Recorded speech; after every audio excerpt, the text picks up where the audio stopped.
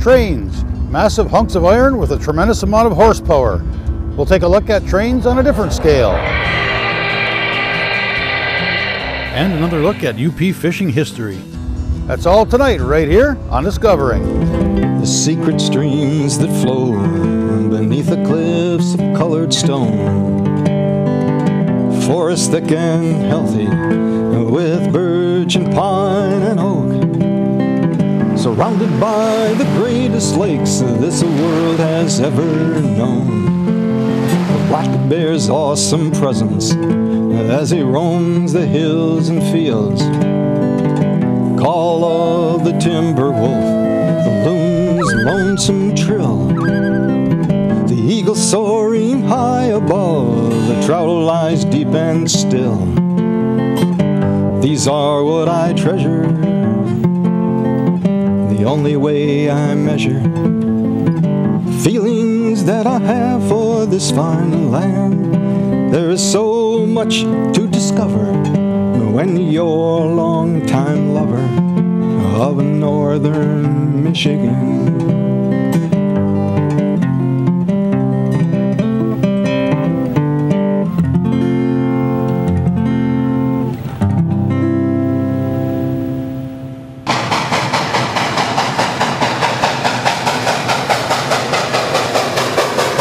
The earliest of all American railroads dates back to the New Jersey Railroad Company of 1815.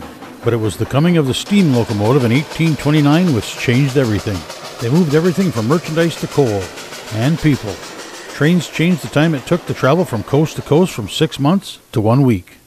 Not long after the turn of the century, steam began to be replaced by diesel and electric power, ushering in modern railroading as we know it today.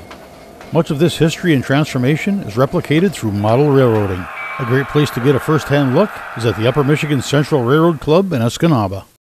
Well, this club started about 30 years ago with a small group, and for the first several years they sort of met at each other's homes, and one of our charter club members donated the money for us to build this building here as part of the Steam and Gas Village. Us club members built the building, and that's what we have today. Club members planned and built a portable layout that they traveled around with and used that for some time. And then in downtown Escanaba, they were given the basement of the old Lowerman building. So they built a layout then, and that was quite a large layout. And that lasted, I think, about 20 years. For the first couple of years, we used the traveling layout as our layout in this building. But after that, in 2012, we started building this layout, and that's what you see here today.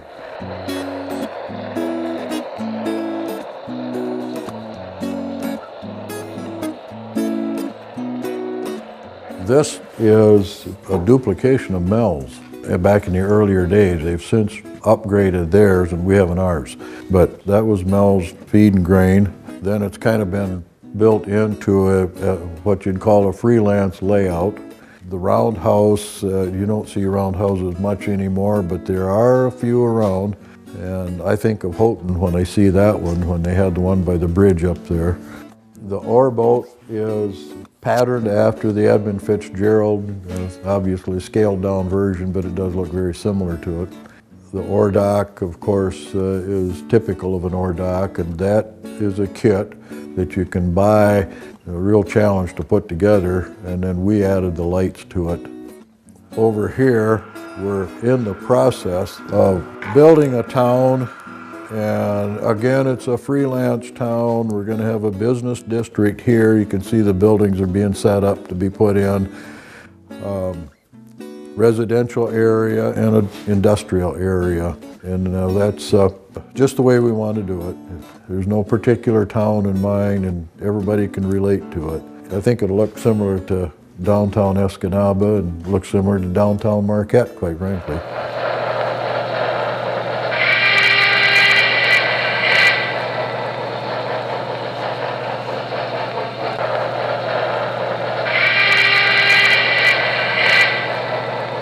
We kind of started out with an overall theme that it would be steam and gas, steam engine era, but really you think about it nowadays that getting into where most everybody right now has only seen diesel. If you're under 80 years old, you've never seen a steam locomotive operate. So we've kind of gotten into more of the diesel, which I think the kids can appreciate more, and because they see that every day.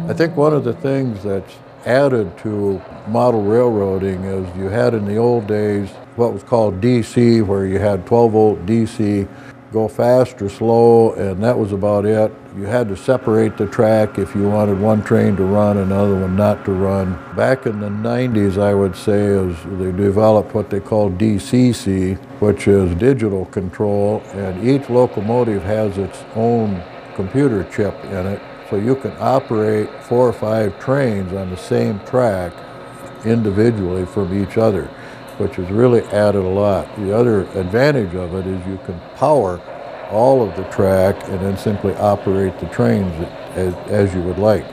Newer locomotives, the new ones, you can buy them and they have sound recorded in them so that they sound just like the real locomotive. It just adds a whole lot of operating fun to the model railroad activity. This is a handcrafted viaduct here built from a picture we saw on the internet and started building that pretty much the way the one in the picture was built. And this is a sawmill that's typical of a sawmill. I've been to several of them and they all look very much similar to it.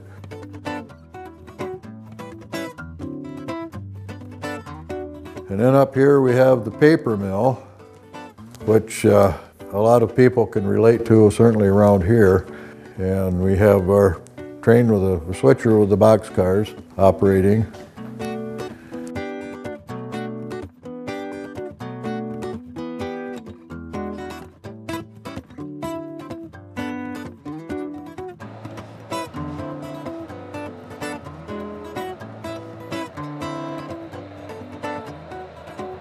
That's a McDonald's straw. One of the guys was at McDonald's and he thought that would make a good pipe for wood chips. This is an abandoned sawmill that we didn't know what to do with this area, and one of the guys said, why don't we put an abandoned sawmill in there? So that's what we did.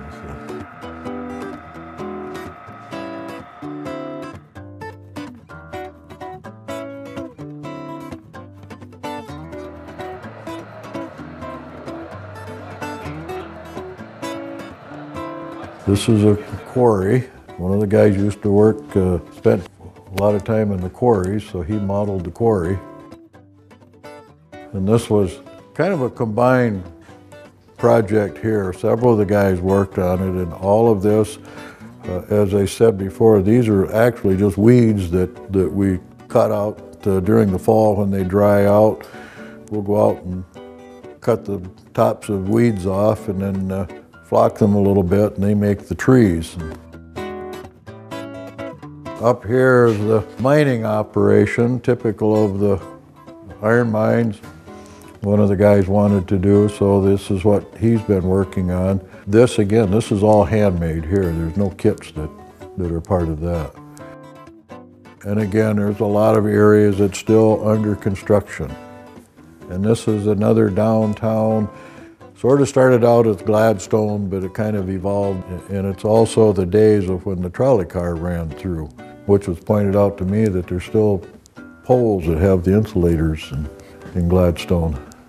We come up with areas where we really don't know what to do with them, so one of the guys said, well, why not put a farm down here and fill in that space. When you're doing modeling like this, you can add anything to it that you want, such as the tractors and the people and so on. Some people aren't really into railroading as much as they are just into the modeling. And they may not even have model trains, but they like to do the artistic work, and it's something in the Model Railroad Club that you can do.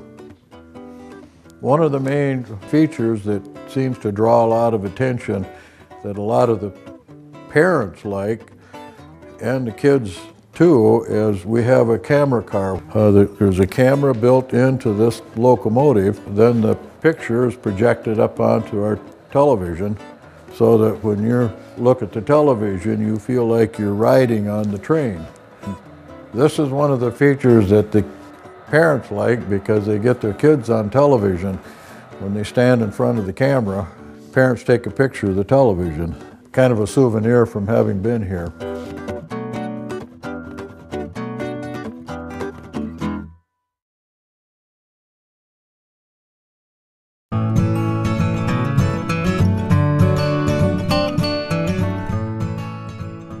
Well, I started on the railroad in 1974.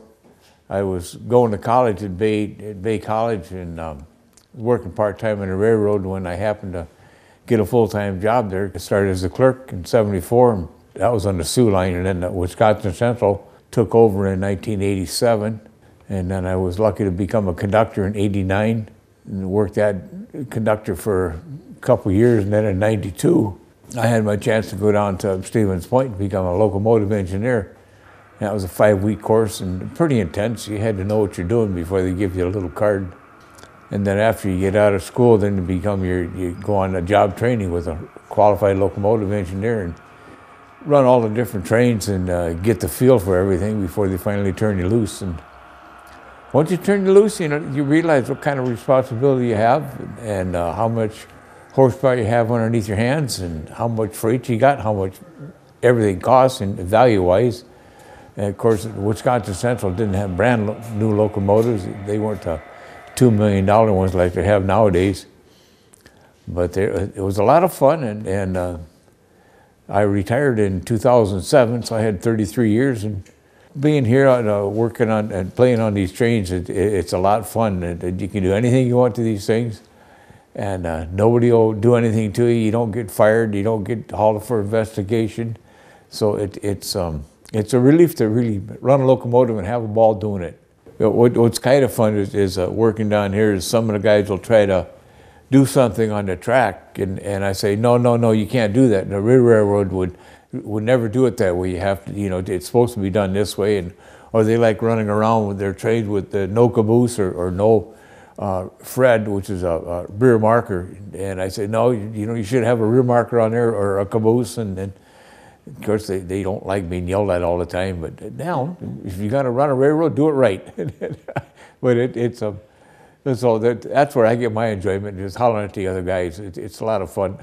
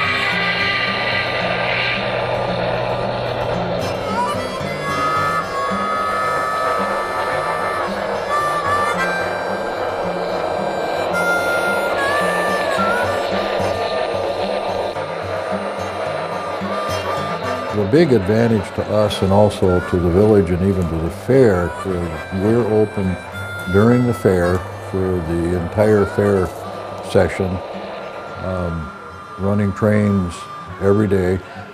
And we're also during the steam and gas weekend, Labor Day weekend, We try to emphasize the steam. We have model steam locomotives that we run at that time, and we're open for that weekend.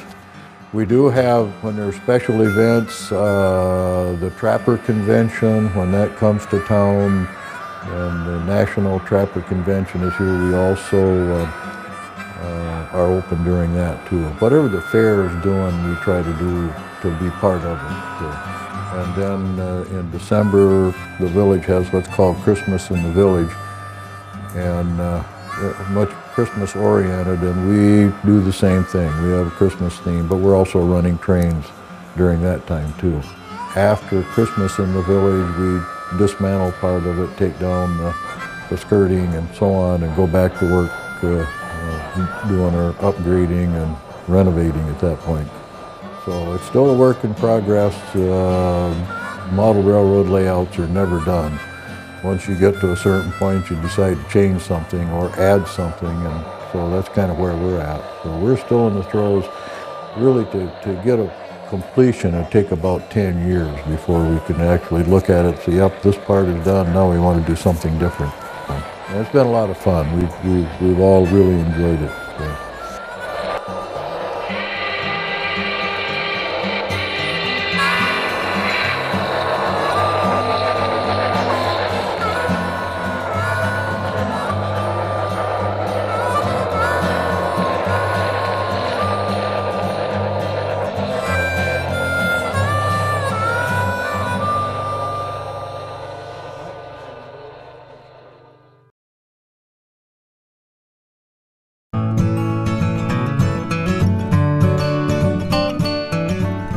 I sat down once again with award-winning photographer Jack Deo at his Superior View studio in Marquette for a look at another piece of UP fishing history. Okay, well, in my slideshow, Fish On, one of the segments I gave was called Fishing with the Sporelys. And this was based on a lot of glass plate negatives I acquired years ago from the Sporely family, who had a hardware store in Negaunee. This is Sporely Hardware Store. I think Charles Sporely opened in about the 1880s, and you can see a couple of his sons that are in the photograph here. In fact, here's a nice interior of that Negaunee hardware store.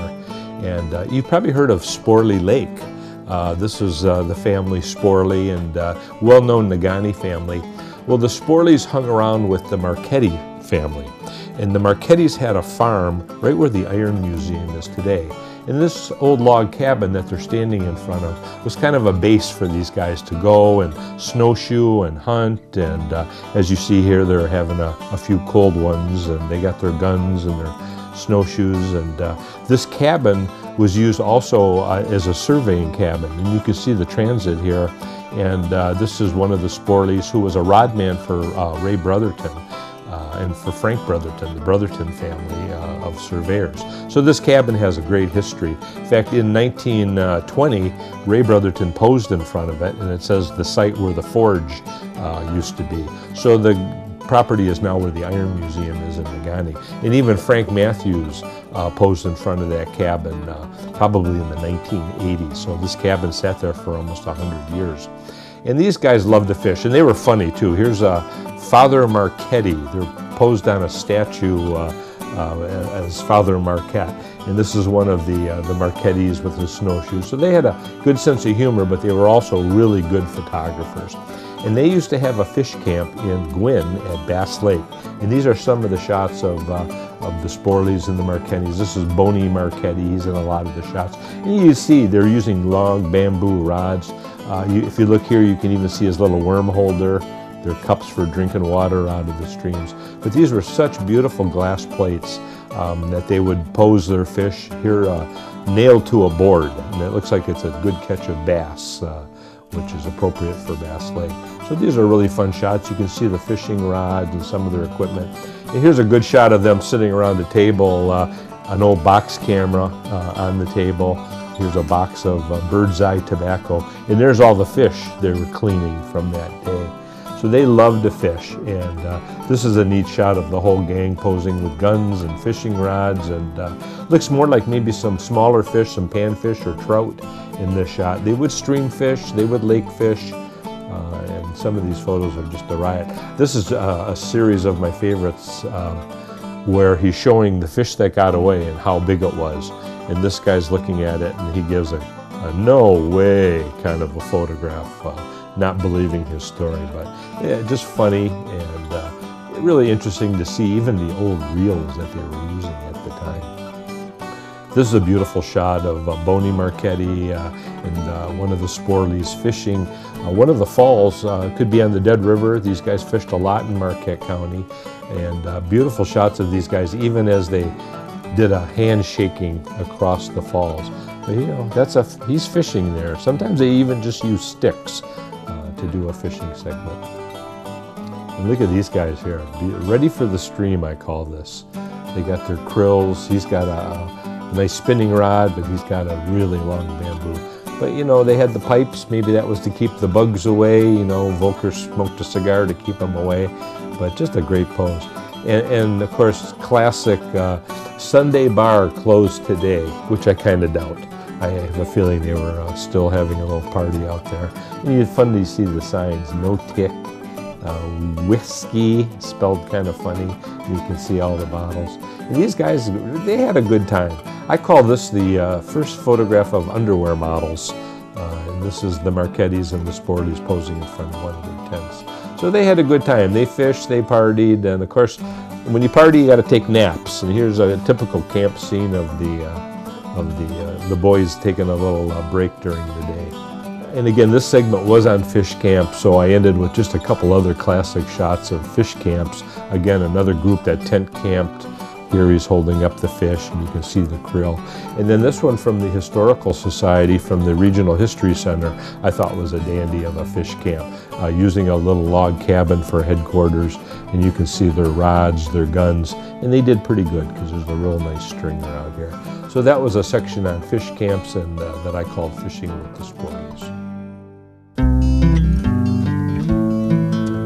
A quick reminder again, on Thursday it's the 40th Annual Marquette Chapter Ducks Unlimited Banquet for waterfowl and wetlands conservation. Email them or visit their Facebook page for more information. Well, that's it for this week. Thanks for watching, and I hope to see you next week right here on Upper Michigan's very own Discovering.